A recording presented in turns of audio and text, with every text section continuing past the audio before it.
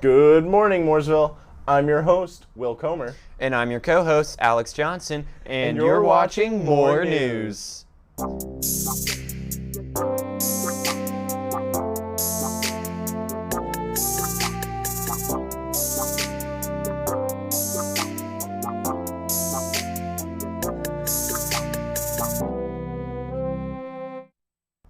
Like many school systems around the state, Mooresville schools are experiencing a shortage of bus drivers.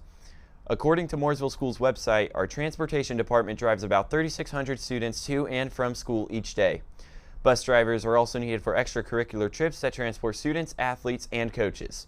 Mooresville schools have immediate job openings for bus drivers. According to the Indiana BMV, all bus drivers must have a commercial driver's license or Class B CDL. Becoming a licensed and certified bus driver often takes only 4 to 6 weeks. On our website, mooresvilleschools.org, the open positions for bus drivers are described as 180 days, 5 days per week, with a split shift for morning and afternoon routes. The applicants must have or be willing to earn a CDL license, and training is provided. So if you or someone you know is interested, please email joseph.craig@mooresvilleschools.org. Now, folks, here's a quick sneak peek at the recent MHS Prayer Circle with Mr. Upton, other staff, and students. This morning, and thank you for these young students and their courage to go ahead and show their faith. Lord, I pray for America. Dear Heavenly Father, thank you for allowing us to get over all the obstacles that you've thrown in our way for the past. Father in heaven, I lift up students that are struggling with anxiety, with depression, with loneliness. Father, I pray that you would surround students that are having thoughts of suicide.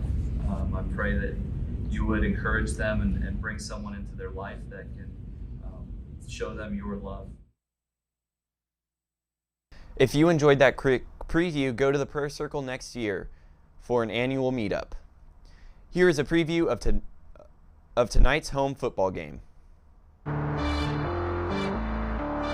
The Pioneers football team has a good overall record of 5-1 so far this season.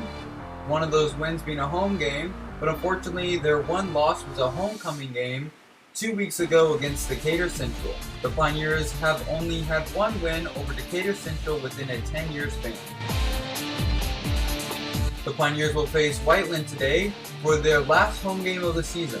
The Pioneers are coming into this game with a record of 5-1 and Whiteland with a record of 2-3. The game will start at 7 p.m. You can come to the game or watch it online at mooresvilleschools.org/pioneertv. There was an open school board meeting on September 23rd, 2021. Anyone who signed up had 2 minutes before the board. Here are some highlights from the meeting. The purpose of tonight's meeting is to hear some of the people in our community, some of the parents, some that have concerns about the school system, because we're all concerned about the health of our students.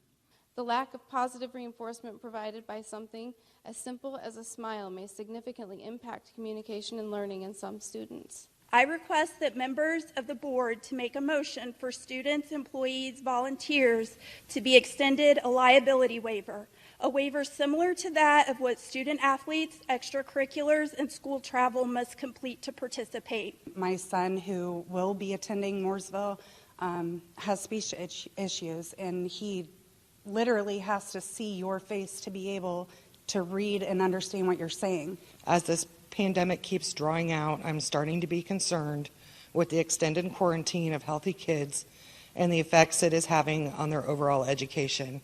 There's no science to justify forcing our children into masks. The other health risks and their social and emotional development far outweigh the risk of virus to our children. They've gone away from sending healthy kids home just because they were contact traced. I today would like to make 3 points in favor of the school mandating masks. Enforcing a mask mandate provides little protection for our children. Both of these high schoolers have told me they are willing to do anything to stay in school.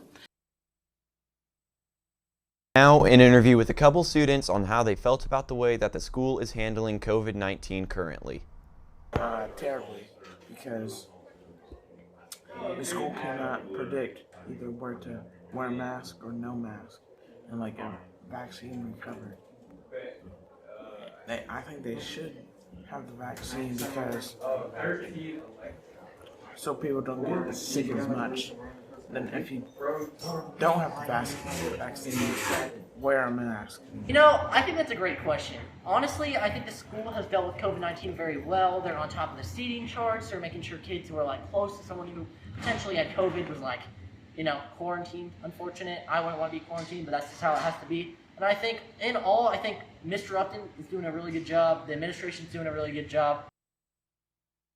If you would like to watch the full meeting, it is available on demand at mooresvilleschools.org/pioneertv. Mr. Malauskis is the cross-country coach. Watch this interview with him about the past cross-country season.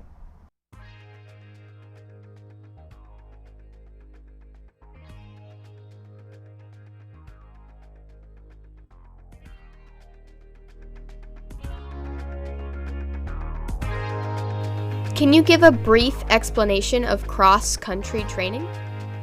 Yeah, sure. So with cross-country, we're training to run a 5K distance, 5 kilometers, so that's just over 3 miles. So it's a lot of distance. Our training consists of a lot of just regular pace, regular running to work on kind of their aerobic fitness. Usually each week we try to have 2 kind of really hard, faster workouts, whether that's a tempo workout or some repeats on the track. Or if we have a meet, that would count as one of our 2 workouts. Outside of that part of the training, we try to be in the weight room a couple days a week. We also like to end each day with something a little bit faster or explosive. So either some plyometric drills or some strides or some work on the track. How have you seen your team grow this season? Yeah, so far we have had several meets. It's always interesting where we put a lot of training over the summer. We've had like 8 to 10 weeks of summer training. Those that are there throughout the summer, they're coming into the season with a really good base already. So they usually start the year pretty strong and then progress. Those that aren't able to make it to as much of the summer work, they kind of start the season off a little bit slower, but then they start to make some big drops by this point. So we have seen a lot of those that were there over the summer. We had pretty good numbers, have already started to run pretty good times. Generally just as the season goes on, as the weather gets a little bit cooler, as they get even more in shape, we start to see even faster times as we get closer towards late September, October, and that's really what our training is geared towards. So at this point of the season, and really in August, we're not concerned with the official race time. It's more getting them used to that race environment, getting them used to competing with people that they're within the race, and then trust the times will drop as the season goes on. What are some of the goals set for this year, and how have you seen those met? Yeah, it's really easy to get caught up in like huge end of season goals. So like in my mind, we have goals of how we're going to place as a team at conference or at county, at the sectional. In order to advance to the regional, you've got to be top 5. You've got to be top 5 to make it to the semi-state. So those are definitely things that have been on our minds, and we've talked with the team about that. We were challenged, and we've challenged them to try to take it just one day at a time. It's really easy to focus on that in-picture result. So we've chosen to go with one word each day, or really one word for the season, and focus on that day in and day out. So the boys team chose the word compete or competitive. So each day they're just trying to compete, they're trying to be competitive with each other and with themselves to get to that end result. Then the girls team chose the word together, just knowing that it's a sport where you can run on your own, but you're also running together a lot of the time, and they like to build off of each other and feed off of each other. So we have these big end of season goals, and they each have their individual goals. We've tried just to focus on those words each day and trust that we'll get to the result we want at the end. How do you expect the rest of the season to go? So we have a few meets left, a few meets before conference. Conference is not next Saturday, but the Saturday after, so we still have about 2 weeks there. That's definitely a big meet for us. We hope to run well, and really our expectation is that our group just competes and just gives their best effort. We can't really control what other schools are doing. We can control the training we put in and the focus we put in. So as long as they give their best effort, I think we'll like where we end up. As we get to the county meet, the sectional meet, same kind of mindset. We'd just like to see them perform their best and trust that what we've done to this point is going to get them there.